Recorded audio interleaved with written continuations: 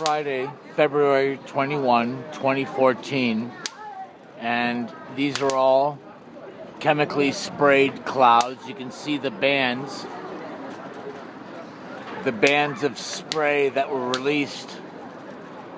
Even this is a large band which is spread out.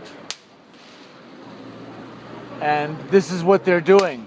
This is the crimes against humanity, crimes against the Jewish people. Since 2014, we haven't seen any blue skies. Here's the crackling. These are children throwing crackling firecracker type things. But back to the clouds. These are chemicals. These are not real clouds. Signing off.